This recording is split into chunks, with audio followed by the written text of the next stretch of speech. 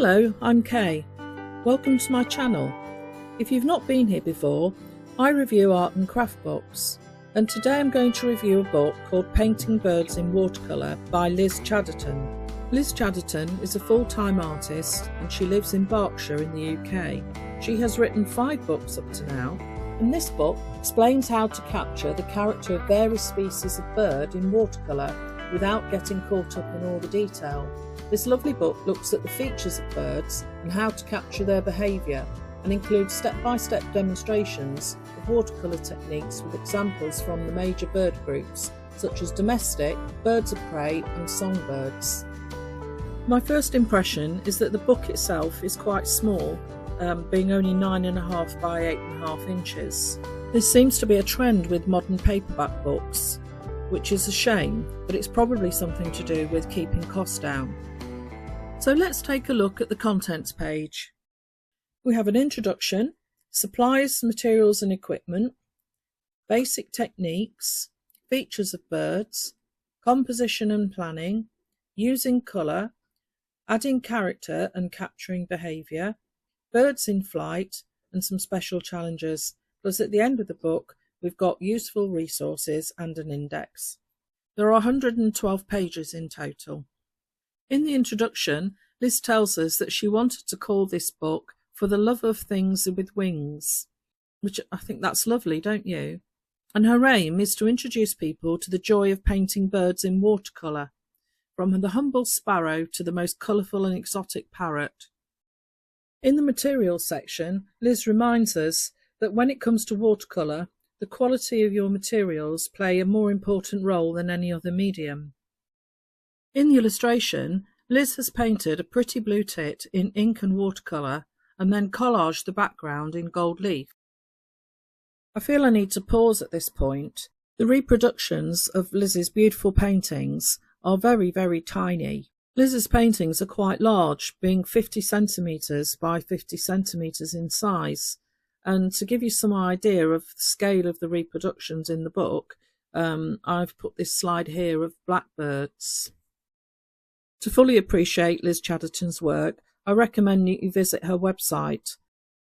I've put a link to Liz's website below for you in the description, and if you do visit, you're able to zoom in really close and look at the brushwork and all the detail. Liz discusses watercolour paint and also talks about limiting your palette, and lists the colours that she likes to use, and the importance of getting to know your pigments so you know how they behave. Liz provides a lot of helpful information and detail about sketching from life and the joy of sketching with a pen. This brings us to Chapter 2, Basic Techniques. Liz has written a comprehensive section on how to draw and how to draw birds from life, with some very useful step-by-step illustrations, and recommends the use of a study sheet to look at the bird's behaviour and character and get the details of the beak, feet and eyes. Liz then moves on to cover basic watercolour techniques such as wet in wet, dry brushing, edges and tone. Here we have a study section, which is an exercise in painting feathers.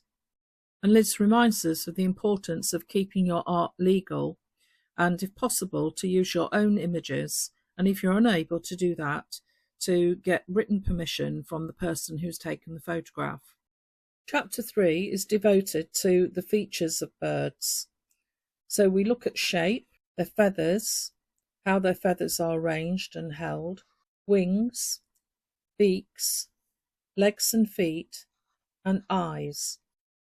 Liz has included detailed instructions for painting eyes and states they fall into 3 categories: small and simple, with no visible pupil; larger, more complex eyes, still with little or no visible pupil; and eyes with a visible iris and pupil. And here we have an exercise for you to try, a line of sparrows, and Liz has given us some helpful tips on arranging a composition. Chapter 4 expands on composition, and Liz emphasises the importance of planning. There are 7 elements to consider: line, real or implied; colour, shape, form, texture, tone and space. Over the next few pages, Liz takes us through a study of a heron.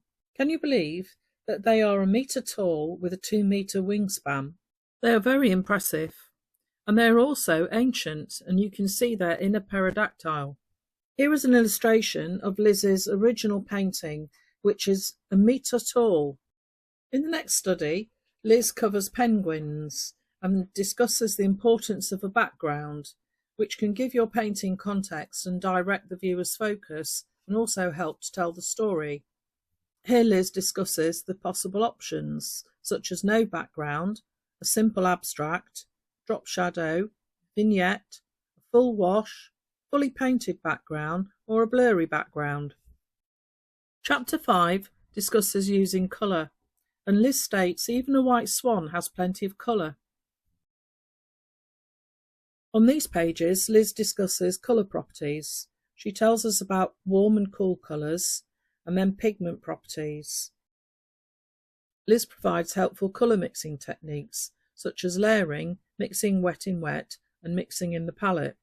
She also states the importance of understanding colour bias, that it will help you mix vibrant or muted colours. Liz provides some details of possible colour mixes, and also discusses value, and suggests you check your judgment by taking a black and white photo. And here's a quick study of a bird called helmet vanga. I've never come across that bird before. Apparently it's from Madagascar. We have a study of a macaw, and Liz states it's a fast way of capturing the essence of your subject is to use a water-resistant pen. In the study, As Proud as a Peacock, Liz explains where and how she's used masking fluid.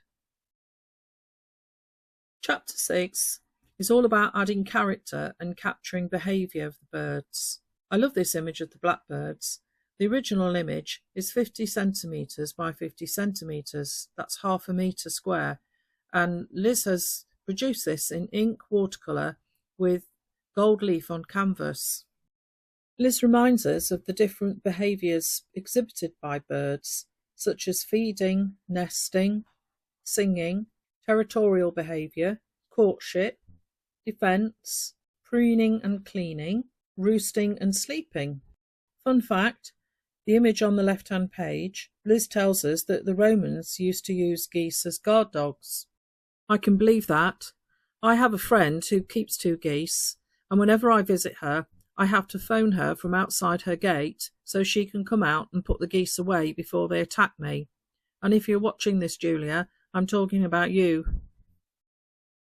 There is a detailed study of guinea fowl, which is the image on the front cover of this book.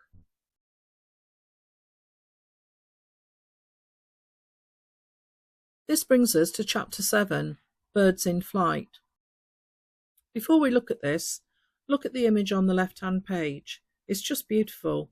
It's a shame that this book didn't include more images of this scale to showcase Liz Chaderton's amazing work.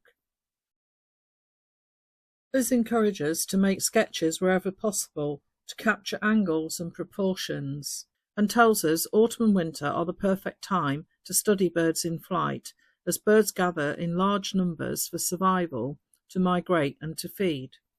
Here is a study of a painting of a bald eagle.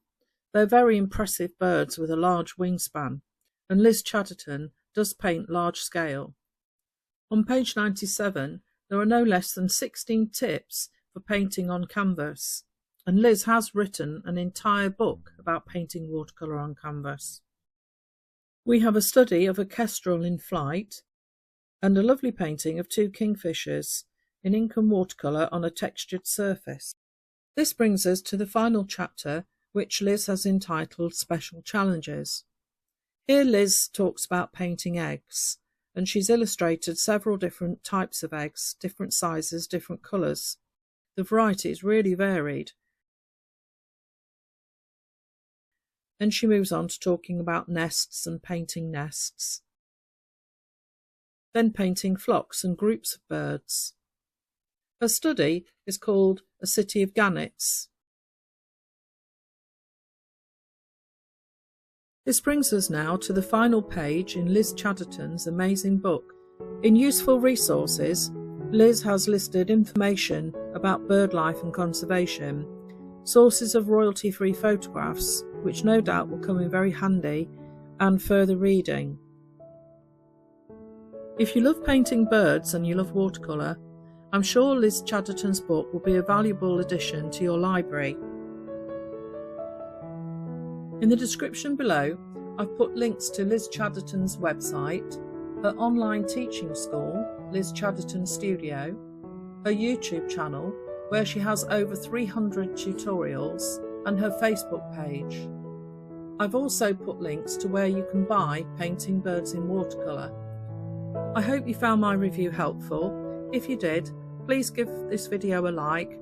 It helps YouTube promote my channel to other people who are interested in art books. I try and post a new art book review every single week, so if you'd like to see more reviews from me, please subscribe to my channel. I'd really appreciate it. And if you found this review helpful, please leave me a comment below. I do reply to all comments. And if there's an art book that you'd like to see, let me know and I will do my best to review it for you. So thank you for watching, and until next time, happy painting.